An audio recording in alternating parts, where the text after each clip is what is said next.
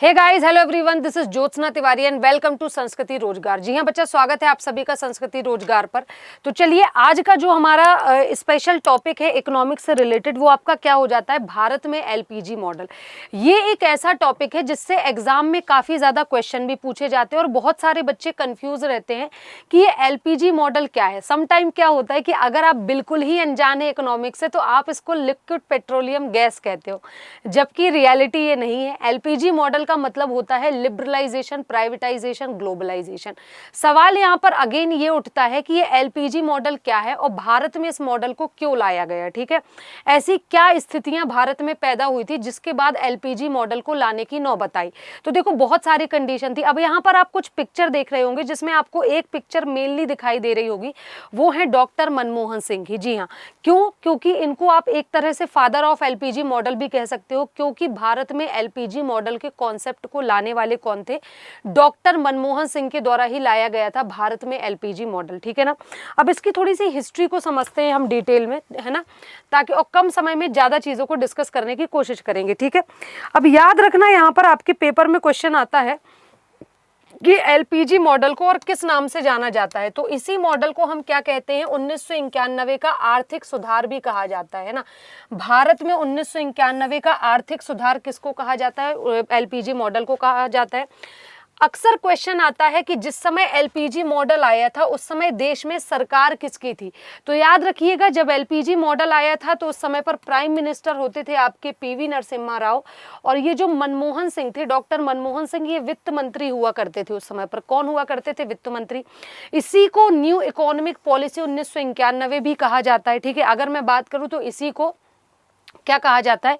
New economic policy 1991। अब मुद्दा यह है कि एलपीजी मॉडल को लाया क्यों गया। तो आपको बड़ी प्यारी बात बताती हूँ एक, जैसा कि आपको पता है भाई कि अगर हम बात करें तो 1991 के दौरान, है ना, 1991 के दौरान जो भारत था, जो हमारा इंडिया था, इंडिया के पास ओनली कितना था? तो इंडिया के पास ओनली 2 से 3 वीक का फॉरेक्स बचा था, foreign exchange reserve. Foreign exchange reserve जिसे आप कहते हो विदेशी विनिमय भंडार। तो भारत के पास जो है केवल 2 से 3 वीक का विदेशी विनिमय भंडार बचा था। अगर ये खत्म हो जाता तो उसके बाद कहीं ना कहीं भारत की आर्थिक स्थिति बद से बदतर हो जाती। जो हाल आज के समय पर ईरान का है, जो हाल जिम्बाब्वे का हो चुका है, जो हाल ग्रीस का हो चुका है, वो हाल कहीं ना कहीं भारत का भी हो जाता है ना। आज के समय में आपको पता होगा ईरान में 5 लाख की एक रोटी मिल रही है ना। जिम्बाब्वे में भी एक वक्त पर यही हुआ था। तो सेम सिचुएशन भारत के साथ हो जाती। इसीलिए क्या किया कि जो हमारे उस समय पर मौजूदा वित्त मंत्री हुआ करते थे, जो कि कौन थे? मनमोहन सिंह थे, है ना। मौजूदा वित्त मंत्री जो मनमोहन सिंह थे, इन्होंने क्या किया कि जो मनमोहन सिंह थे, एफएम थे, फाइनेंस मिनिस्टर, ये क्या किया, ये गए आईएमएफ के पास, इंटरनेशनल मॉनेटरी फंड के पास, वहां पर उससे लोन मांगा। जैसे ही लोन मांगा, आईएमएफ ने 2 कंडीशन रखी कि जो आपकी कंडीशन चल रही है, मुझे लग नहीं रहा है कि आप हमारा लोन चुका पाएंगे, तो आप एक काम करिए, आपको मैं 2 शर्तें दे रहा हूं, जिसमें से एक आप कोई भी मान लो, मर्जी है आपकी। पहला ये कि either you will have to change your currency, आपको अपनी करेंसी बदलनी पड़ेगी, या फिर दूसरा क्या था कि आपको एक मॉडल अप्लाई करना पड़ेगा जिसे एलपीजी मॉडल कहते हैं। ठीक है, जिसका फुल फॉर्म होता है लिबरलाइजेशन, प्राइवेटाइजेशन, ग्लोबलाइजेशन। अब इस मॉडल को अप्लाई करने की क्या बात कही, देखो, अब मनमोहन सिंह ने दूसरी कंडीशन को अपनाया कि हम जो है एलपीजी मॉडल को अपनाएंगे। अब एलपीजी मॉडल में ये क्या था मॉडल, तो मुद्दा यहाँ पर ये था, आपने एक कहावत सुनी होगी कहीं ना कहीं कि दूध का जला छाछ को भी फूक फूक कर पीता है ना। तो उसी तरह से क्या हुआ था कि ये जो आपका एलपीजी मॉडल आया था, इसमें सबसे पहले क्या होता, हम दूसरे देशों के साथ व्यापार नहीं करते थे, और अगर करते थे तो हमारे नियम कानून बहुत ज़्यादा टफ थे। लाइसेंस प्रणाली थी उस टाइम पर। अगर देश में भी किसी को अपनी प्राइवेट कंपनीज ओपन करनी है तो इतनी बड़ी प्रोसेस से गुजरना पड़ेगा कि वो कर ही नहीं पाता था, और उसके बाद भी उसे परमिशन मिले ये भी ज़रूरी नहीं है। तो सबसे पहले इस मॉडल के थ्रू हमने लिबरल हुए, हम लिबरलाइजेशन किया, उदारीकरण किया, हमने इन जो लाइसेंस प्रथा है इसको खत्म किया, जिससे देश में व्यापार आसान हुआ। उसके बाद क्या हुआ, हम प्राइवेटाइजेशन पे आए, फिर हमने प्राइवेट कंपनी को ज़्यादा से ज्यादा मौका दिया कि प्राइवेट कंपनी जितनी ज्यादा ओपन होंगी उतना ज्यादा प्रॉफिट कमाएंगे, वो सरकार को देंगी। तो हम प्राइवेटाइजेशन से भी संतुष्ट हो गए। जो हमने ये 2 चीजें कर ली और दोनों से ही हमें प्रॉफिट हो रहा है, तब हम आए ग्लोबलाइजेशन पे। हमने वैश्विक स्तर पर अपने देश का मंच खोला दूसरे देशों के साथ व्यापार करने के लिए खुल करके। तो ये था एलपीजी मॉडल। इससे हर कंडीशन में क्या हुआ, देश को प्रॉफिट हुआ और देश की अर्थव्यवस्था जो है वो पटरी पर आई। तो ये था पूरा मॉडल। अब देखो 1991 में क्या क्राइसिस आए थे जिसकी वजह से हमारी आर्थिक स्थिति इतनी खराब हो गई थी। तो बैलेंस ऑफ पेमेंट का क्राइसिस आया था, एक्सपोर्ट इंपोर्ट इनके बीच का जो डिफरेंस है ना, आमदनी और खर्चा, ये सब होता है आपका बैलेंस ऑफ पेमेंट, जो किसी देश के साथ आमदनी खर्चा की बात करता है। फिस्कल डेफिसिट हुआ, घाटा हुआ, वही मैंने बोला ना, आमदनी 98 खर्चा रुपया, तो जब जो बचे 50 पैसे हैं वो आपका उधार लोगे कहीं से, और उधार मतलब क्या है, घाटा है आपको। फिस्कल डेफिसिट बढ़ गया। गल्फ वॉर हुआ था 1990-91 के बीच में, सोवियत संघ टूट गया था और लाइसेंस राज स्टार्ट हो गया था। यही सारे क्राइसिस थे 1991 में हमारे देश की अर्थव्यवस्था के खराब होने के।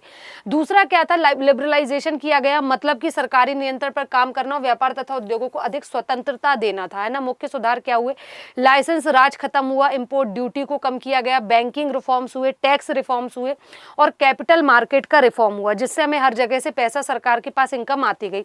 MRTP एक्ट में भी बदलाव किया गया, बड़ी कंपनियों पर लगी कई पाबंदियों को हटा दिया गया, ठीक है।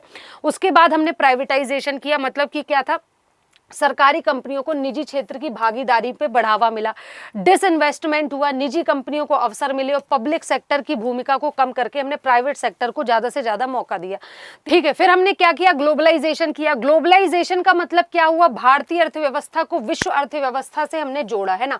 क्या किया, भारतीय अर्थव्यवस्था को हमने विश्व अर्थव्यवस्था से जोड़ा, जिसमें FDI को अनुमति दी हमने कि फॉरेन डायरेक्ट इन्वेस्टमेंट हम कर सकते हैं दूसरे देशों के साथ। एक्सपोर्ट नीति, इंपोर्ट नीति में हमने सुधार किया। विदेशी कंपनियों के प्रवेश को हमने कहीं ना कहीं वो किया, परमिशन दी, और WTO से हम मेंबर बने, है ना, वर्ल्ड ट्रेड ऑर्गेनाइजेशन के मेंबर हम इसी दौरान बने।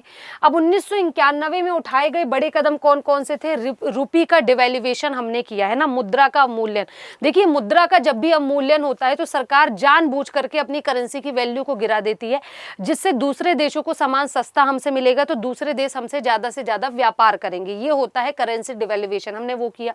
दूसरा, गोल्ड मॉर्टगेज को हमने बढ़ाया, ठीक है ना, मतलब कि जो गोल्ड रखा जाता है गिरवी या सरकार के पास जो गोल्ड होता है उसको हमने बढ़ाया।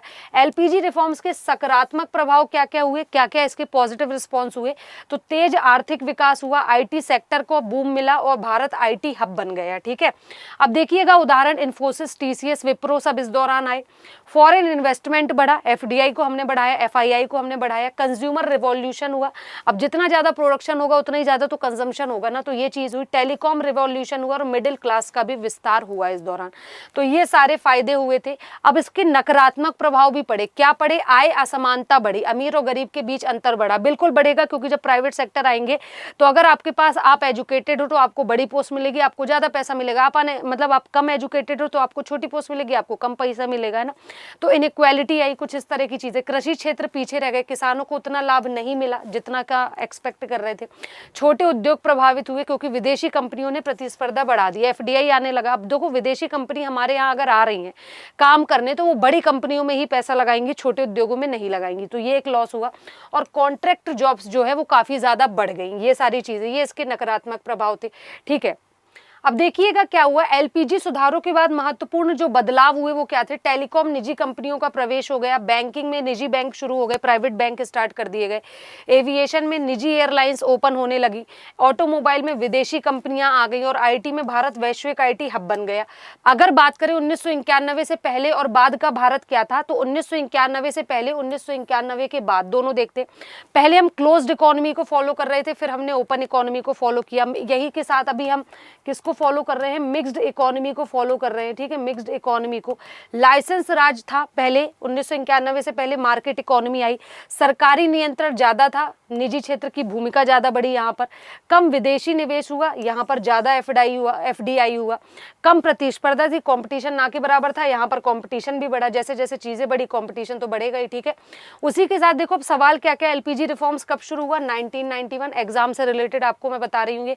प्रधानमंत्री कौन थे, PV नरसिम्हा राव। वित्त मंत्री कौन थे, मनमोहन सिंह। NEP का मतलब क्या था, न्यू इकोनॉमिक पॉलिसी। WTO में सदस्यता हमें 1995 मिली। रुपी करंट अकाउंट कन्वर्टिबिलिटी हमने कब की, 1994 में की। तो ये आपके एग्जाम रिलेटेड जो भी हैं वो क्वेश्चन है। तो चलिए इसी के साथ अभी के लिए बस इतना ही। थैंक यू सो मच, मुलाकात होगी आपसे नेक्स्ट क्लास में, तब तक के लिए धन्यवाद।